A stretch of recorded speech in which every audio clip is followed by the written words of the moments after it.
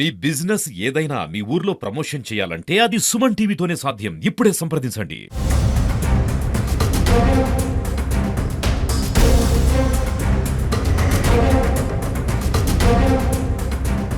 Covid సమయంలో తమ ప్రాణాలను సైతం పక్కన పెట్టేసి తమ విధులు నిర్వహించిన పారిశుద్ధ కార్మికులు 95 మంది, అలాగే మహిళా అగ్రదీపికలు 25 మంది కలిసి మొత్తం 120 మందికి గత 5 నెలల నుండి జీతాలు రాలేని విషయం తెలుసుకున్న వైఎస్ఆర్సీపీ రాష్ట్ర ప్రతినిధి రాచమల్లి శివప్రసాద్ రెడ్డి గారు చెల్లించి వారి తన సొంత నిధులతో దాదాపు 120 మందికి తన సొంత నిధులతో 120 మందికి గాను రాబోయే జనవరి 1కు అలాగే సంక్రాంతి పండుగకు సంబంధించి అందరూ సంతోషంగా ఉండాలనే ఒక ఉద్దేశంతో వాళ్ళకి నిత్యావసర సరుకులు అలాగే చేయడం జరిగింది. ఈ విషయంపై మనతో పాటు ఉన్నారు ప్రసాద్ అన్న. ఆయనతో 5 నెలల నుంచి పారిశుద్ధ్య కార్మికులకు, అలా పారిశుద్ధ్య కార్మికులు కూడా రెగ్యులర్ ఎంప్లాయీస్ కూడా కాదు, గవర్నమెంట్ ఎంప్లాయీస్ కాదు, కోవిడ్ సమయంలో తీసుకున్నారు.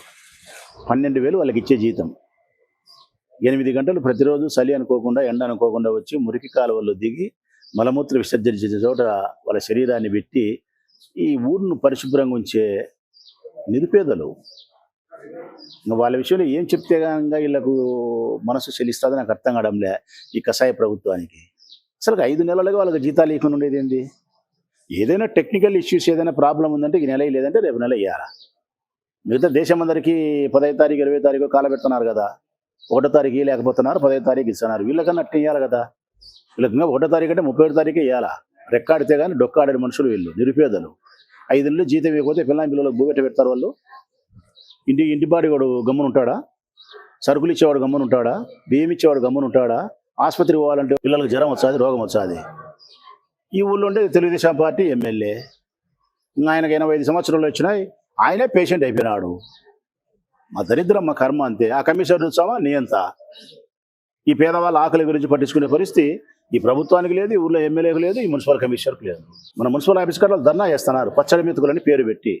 ఇంత అన్నం పెట్టుకొని ఎర్రగడ్డ కారం వేసుకొని అన్నం తింటారు. ఇదే మా బతుకునైనా, ఇది కూడా లేదని చెప్పి ఆడికైనా చెల్లించాలా కదా.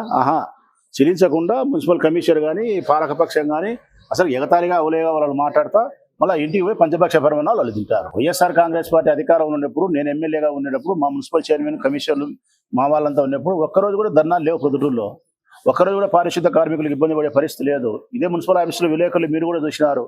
బ్రహ్మాండంగా సంతోషంగా మేము విందు భోజనాలు పెట్టినట్టు ఉన్నాయి, మటన్ చేసి పెట్టిన రోజులు ఉన్నాయి, మేము మా కమిషన్లు వడ్డించిన రోజులు ఉన్నాయి, మా కౌన్సిలర్లు వడ్డించిన రోజులు ఉన్నాయి. వేలకు వేలు లక్షల రూపాయలు మేము ఇచ్చినాం, సరుకులు ఇచ్చినాం, ఇంకోటి ఇచ్చినాం, సంతోషంగా జీతం 1వ తారీఖు ఇచ్చినాం, బట్టలు ఇచ్చినాం, వాళ్ళ ప్రభుత్వం ఇవ్వాల్సిన అలవెన్సులు ఇచ్చినాం, సబ్బు కానీ కొబ్బరి నూనెలు కానీ ఏంటి ఇబ్బంది లేకుండా చేయగలిగినాం మేము. ఎందుకు ఈరోజు మీకు ఇంత పరిస్థితి వస్తుంది మీకు ఈ ప్రభుత్వానికి? అయినా మీరు సంపద సృష్టించడం కదా బా, సంపద సృష్టించేసరికి పెద్దగా మీరు సాయం చేసేవాళ్ళు కదా, రాష్ట్రాన్ని అభివృద్ధి పథంలో తీసిపెట్టేవాళ్ళు. ఏమైంది మీ సంపద అంతా? మంగళవారం వచ్చి అప్పు చేస్తున్నారు. ఈ రాష్ట్రం ఆంధ్రప్రదేశ్ పేరు ఏం పేరు అయిపోయిందంటే ఇతర రాష్ట్రాల్లో ఇది ఆంధ్రప్రదేశ్ రాష్ట్రం అనడంలే. మంగళవారం వారానికి వచ్చేసి అప్పుల మంగళవారం అయిపోయింది. ఈ రాష్ట్రం వచ్చేసి అప్పుల ఆంధ్రప్రదేశ్ అయిపోయింది. సంపద సృష్టికత దేవుడు ఎరుగు. నెల నెలకు రోజుకు అప్పులు పుట్టిస్తానంటారు. 2,80,000 కోట్లు అప్పు చేసినారు. పారిశుద్ధ కార్మికులు 12,000 రూపాయలు జీతం ఇవ్వలేక భూ పెట్టలేకున్నారు. ఇది ఒక ప్రభుత్వం.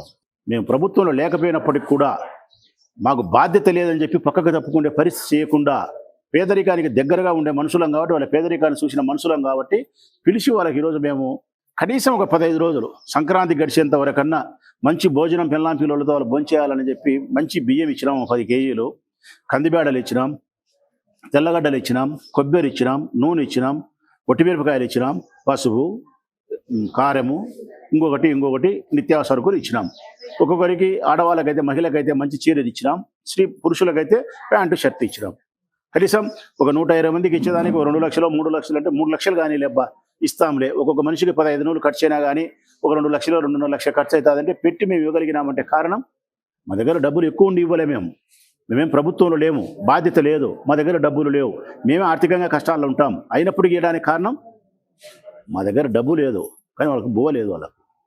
మాకు డబ్బు మాత్రమే లేదు, వాళ్ళకు బువ్వ ఉంది. నాకు ఇంట్లో బువ్వ ఉంది. ఈ ఒక్క మాట వాళ్ళకు తెలిస్తే ఎవరికైనా కానీ ఈ పరిస్థితి రాకుండా చూసుకుంటారు. 15 రోజుల లోపల కానీ వాళ్ళకి జీతాలు ఇవ్వకపోతే తప్పనిసరిగా 16 రోజు మున్సిపల్ ఆఫీస్ కాడ ఉంటా.